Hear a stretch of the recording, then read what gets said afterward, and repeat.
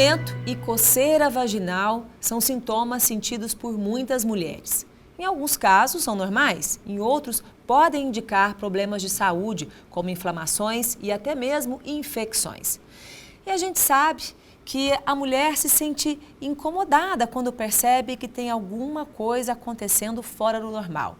Às vezes sentem até vergonha, afinal de contas, isso acaba impactando e muito na vida dela. As doutoras Sara, Renata e Shaira são ginecologistas e obstetras, especialistas em saúde da mulher. E hoje vão conversar com a gente sobre esses sinais que o corpo da mulher apresenta. Sejam bem-vindas ao Santa Clara Responde. E para começar a nossa conversa, eu tenho uma pergunta. É muito frequente esse tipo de sintoma lá no consultório? Sim, Veridiana. Em torno de 70% a 75% das mulheres, pelo menos uma vez na vida, vão apresentar algum corrimento alterado.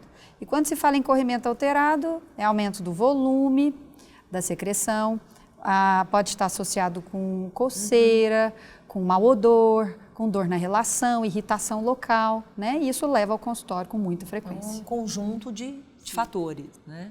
E o que causa coceira e corrimento vaginal, doutora Shaira? Primeiramente, tem que separar, né? Existem corrimentos normais, como você falou, também conhecidos como fisiológicos, e corrimentos infecciosos e não infecciosos. Os corrimentos infecciosos são a principal causa de procura nos consultórios, né? Então, eles são causados por um desequilíbrio do ecossistema vaginal, da flora vaginal. Inicialmente, ela é composta de 90% a 95% de lactobacilos e 5% a 10% de outras bactérias ou outros agentes. Quando tem uma alteração nessa composição, nessa porcentagem, com aumento das outras bactérias, dos outros agentes e diminuição dos lactobacilos, então aí sim a gente vê os sintomas, né? Seja de corrimento, odor ou prurido vaginal, que é a coceira. Entendi. E sempre o corrimento é igual ou existem vários tipos? Não, existem vários tipos de corrimento, né? Como a Shaira disse, existe inclusive um corrimento que é fisiológico e ele varia de acordo com a época do ciclo da mulher, ele varia de acordo com cada mulher. Tem mulher que tem mais secreção vaginal, tem mulher que tem menos secreção vaginal, muda de acordo com o período, se é o período menstrual ou não, se é o período ovulatório ou não. E existem sim os corrimentos que não são fisiológicos, que são patológicos. E aí desses existem vários tipos também, que mudam de acordo com a consistência, muda de acordo com a coloração. Então existem corrimentos que são esbranquiçados, existem corrimentos amarelados, esverdeados. Existem corrimentos que estão relacionados à coceira vaginal, à dor na hora da relação, né? Então é importante, se tem alguma alteração, procurar o seu ginecologista para a gente identificar qual a causa desse corrimento. E para identificar, assim, a gente tem sempre uma dúvida, o Papa Nicolau é o exame ideal para poder identificar isso? Na verdade, é um erro bastante comum, né? Na verdade, uma dúvida das pacientes. Elas chegam lá, às vezes, com algum corrimento, né, alguma queixa, e pedindo para a gente fazer o Papa Nicolau. Na verdade, o Papa Nicolau ele não serve para identificar, na verdade, não é usado com essa finalidade, né, de identificar. E todo mundo acha que é. Todo mundo acha que é.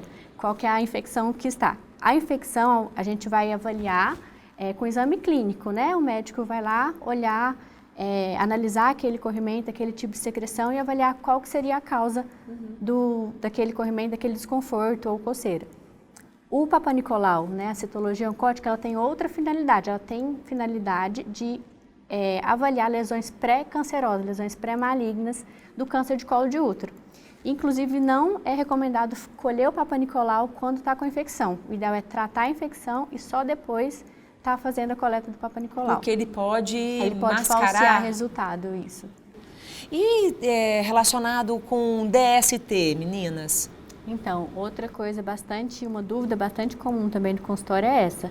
Muitas vezes a paciente chega lá com corrimento e acha que está com uma doença sexualmente transmissível, que na verdade, hoje em dia a gente usa o termo de infecções sexualmente transmissíveis. Não é mais DST. Não é mais IST. Okay. Justamente para reforçar, né, que você pode ter infecção e não necessariamente tem os sintomas. Então, a paciente chega lá com esse corrimento e acha que está com uma infecção sexualmente transmissível, não necessariamente, nem né? sempre é. Às vezes é só uma alteração da flora, igual a gente explicou no começo, e essa alteração da flora gera os sintomas, né, que incomoda a paciente. Porém, tem sim casos que esse corrimento pode significar uma infecção sexual, né, de cunho sexual. Tudo depende da análise, né? Então, a gente faz o exame clínico, às vezes também tem os exames de coleta de material para conseguir diagnosticar melhor. E tem uma dúvida também comum entre as futuras mamães. Quando o corrimento ocorre na gravidez, pode ou não prejudicar o bebê? Então, uma queixa muito comum das gestantes é que tem, de fato, um aumento da secreção vaginal e isso é fisiológico na gravidez, por conta das alterações hormonais que a grávida sofre. Então, existe sim um aumento da secreção vaginal. Por outro lado, existe uma diminuição do sistema imunológico na gestação e isso aumenta a chance dela ter infecções vaginais, inclusive com corrimento. E pode sim prejudicar o bebê, porque pode causar inclusive parto prematuro ou romper bolsa antes de hora. Então isso exige uma atenção. Exige. Se a grávida achar que o corrimento mudou de aspecto ou está associado a algum outro sintoma, procurar o seu obstetra para avaliar se precisa de fato de tratamento. Saindo da gravidez, indo para a menopausa, uma dúvida que a gente vê bastante é com relação ao corrimento e coceira na menopausa. Isso é comum, doutora Renata? Na menopausa, o que acontece? A mulher ela tem uma diminuição do hormônio que se chama estrogênio. E esse hormônio ele diminui a lubrificação, a ausência dele diminui a lubrificação da mulher nessa fase.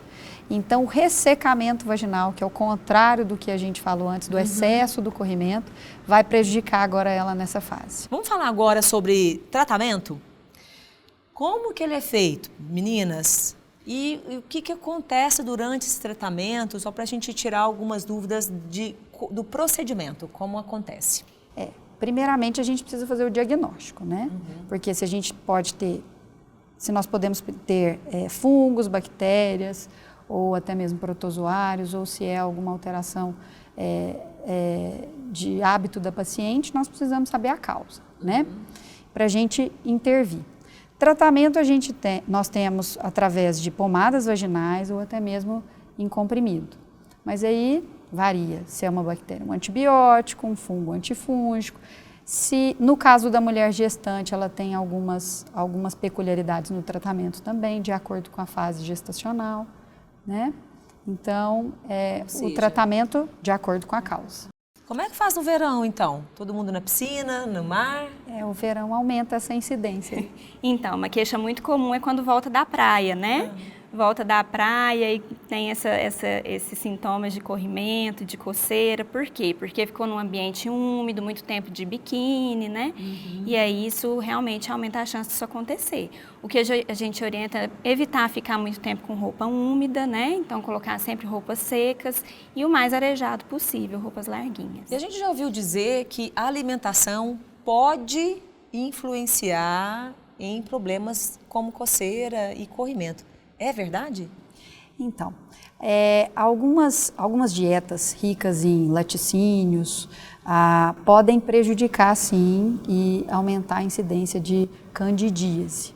Que é um tipo... Que é um tipo de infecção vaginal, que pode dar o corrimento alterado. O que é a orientação? Diminuir o consumo de laticínios, de açúcares e, às vezes, alguns adoçantes com lactose. Isso também pode ajudar no dia a dia da mulher a diminuir essa frequência de candidíase ou outras infecções vaginais. Então, isso é uma coisa que a gente pode, de casa, já fazer como prevenção. Sim. E se a mulher fez o tratamento, mas o corrimento e a coceira voltaram? Então, isso pode acontecer, né, de voltar, principalmente questões alimentares, estresse também é um importante fator de recidiva, né, ainda mais nesses dias de hoje, quem não está com estressado. Então, nesse caso, deve ser reavaliado para ver se é o mesmo corrimento, a mesma infecção, se é uma infecção diferente, realizado um novo tratamento. E, em alguns casos, existe um tratamento prolongado que se faz durante um maior tempo, né, para conseguir evitar de estar tendo recidiva. É importante consultar o médico para saber a origem, a causa, o tratamento adequado, né, e o que deve ser feito. Muito obrigada, doutora Shaira, doutora Renata, doutora Sara. E é tão importante saber mais sobre a nossa saúde, não é? E compartilhando, você leva esse nosso bate-papo para ainda mais pessoas. Inscreva-se no nosso canal, ative as notificações, que a gente te avisa quando tiver um vídeo novo, tá? E lembre-se de seguir as nossas redes sociais.